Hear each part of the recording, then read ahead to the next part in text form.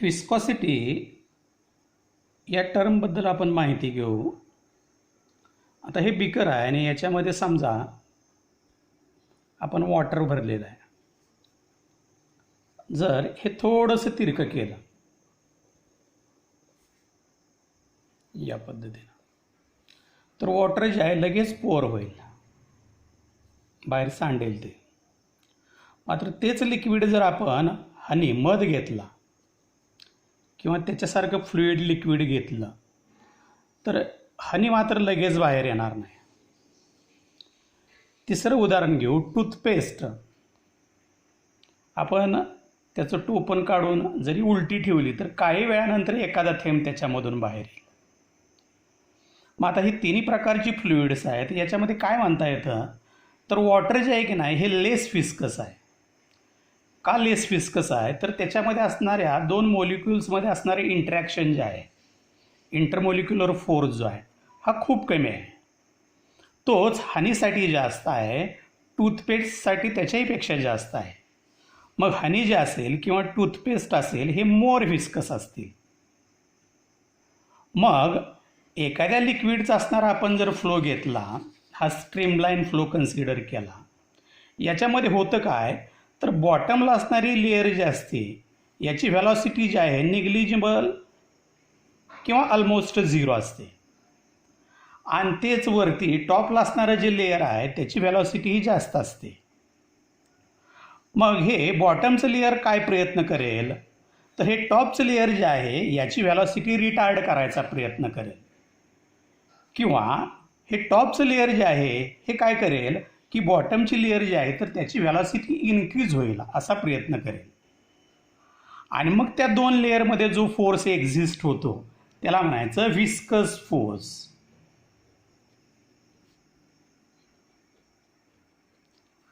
आणि मग त्याच्यामुळे लिक्विडला कोणती प्रॉपर्टी प्राप्त होते तर जी वरची लेअर आहे त्याची असणारी व्हेलॉसिटी ही बॉटमच्या लेअरनं कमी केली जाते to decrease the velocity of layer by that force, viscous force, and that property it is known as viscosity. मग आपण लिक्विड जे आहे ती डिफरन्शिएट कशी करायची? जे इझिली फ्लो होतं वॉटर लगेच ओतलं जातं, काय आहे लेस विस्कस आहे. मध आहे, इंजिनमध्ये असणारं ऑइल आहे, ओतत असताना वेळ लागतो किंवा लगेच सांडलं जात नाही, तर मोर विस्कस आहे.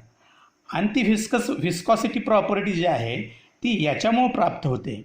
बॉटमची लेअर जी आहे टॉपच्या लेअरचं स्पीड कमी करायचा प्रयत्न करते. ज्या फोर्सच्या सहाय्यानं ते स्पीड कमी होतं किंवा जो फोर्स असतो तो विस्कस फोर्स, आणि असणारी प्रॉपर्टी जी आहे लिक्विडला प्राप्त होणारी प्रॉपर्टी जी आहे ती आहे विस्कॉसिटी. आता पाठीमागच्या एका पॉईंटमध्ये आपण क्रिटिकल व्हेलॉसिटी संदर्भात किंवा क्रिटिकल व्हेलॉसिटी हा शब्द झाला याच्यामध्ये स्टोक्स लॉमध्ये. क्रिटिकल व्हेलॉसिटी काय तर एखादं स्फेरिकल बॉल जर ड्रॉप केलं लिक्विडमध्ये, विस्कस लिक्विडमध्ये, तर काही डिस्टन्सपर्यंत त्याची व्हेलॉसिटी किंवा काही डिस्टन्सपर्यंत ॲक्सिलरेट होईल आणि काही डिस्टन्सनंतर त्याची व्हेलॉसिटी डिक्रीज होत जाईल. आणि ज्या कॉन्स्टंट व्हेलॉसिटीने डिक्रीज झाल्यानंतर ज्या कॉन्स्टंट व्हेलॉसिटीनं तो बॉल डाऊनवर्ड डायरेक्शनला मूव्ह होतो त्याला म्हणायचं टर्मिनल व्हेलॉसिटी. तर आपल्याला त्या टर्मिनल व्हेलॉसिटीचं असणारे एक्सप्रेशन डिटरमाइन करायचं आहे. Expression for terminal velocity. Suppose A spherical drop of radius r and density rho. It is dropped in a liquid having density sigma. Density of spherical ball, density of fluid or liquid. मग ज्यावेळी downward डायरेक्शनला येईल ball तर त्याच्यावरती exert होणारे forces कोणते कोणते असतील? एक हा फोर्स असेल gravitational force in a downward direction. दुसरा असेल viscous force by Stokes law. when a spherical body is dropped in a liquid, then force exerted on a spherical ball, it is equal to 6 pi eta rv. It is viscous force. आणि तिसरा जो force असेल upthrust. आपण पाण्यावरती एखादी प्लॅस्टिकची वस्तू वगैरे ठेवली तर ती तरंगते. कशाच्या सहाय्याने तरंगते? तर लिक्विड जे आहे, वॉटर जे आहे, तर त्याच्यावरती फोर्स एक्झर्ट करतं. तो जो फोर्स असतो त्याला म्हणायचं अपथ्रस्ट किंवा त्याला बायोन्सी असंही म्हणायचं. मग हा जो फोर्स आहे हा कशावरती डिपेंड असतो? समजा ते तरंगणारं, आता जे प्लॅस्टिकचं उदाहरण घेतलं, लोखंड घेतलं, तर काय होतं? तो फोर्स ऑफ बायोन्सी जो आहे हा डिक्रीज होतो किंवा डेन्सिटी जेवढी जास्त असेल तेवढं ते असणारं मटेरियल जे आहे हे डाऊनवर्ड डायरेक्शनला मूव्ह होतं. आता तो जो फोर्स असतो लिक्विडकडून एक्झर्ट होणारा तो म्हणजे अपथ्रस्ट. तर लिक्विडकडून एक्झर्ट होणारे हे दोन फोर्सेस, एक आहे फिस्कस फोर्स आणि दुसरा आहे अपथ्रस्ट.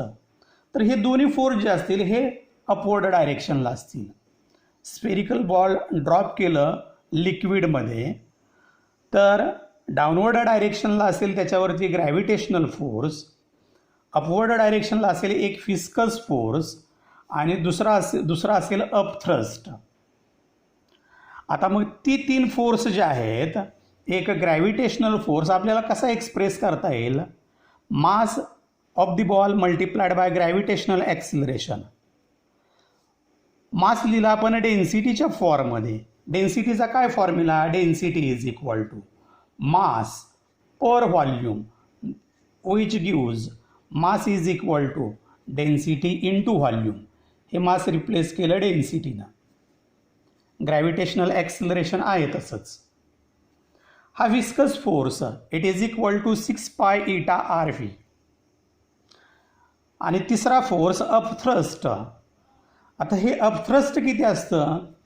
तर या फॉर्म्युल्यामध्ये एकच बदल करावा लागतो.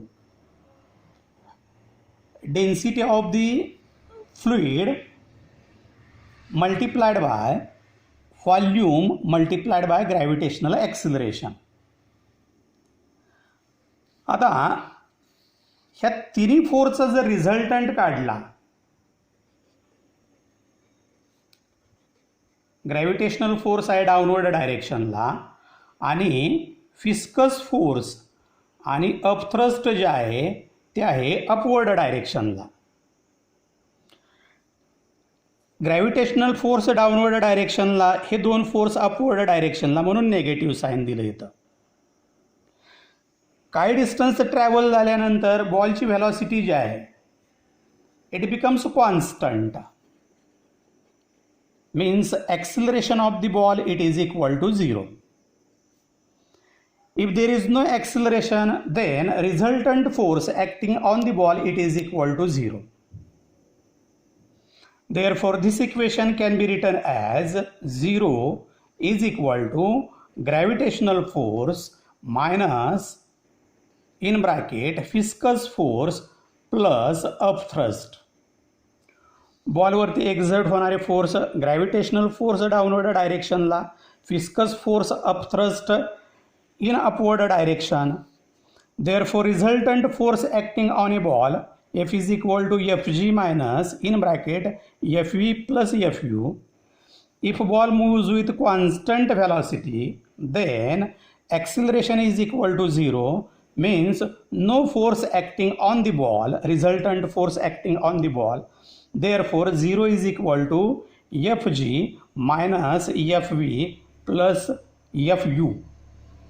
This equation can be written as Fg is equal to Fv plus Fu.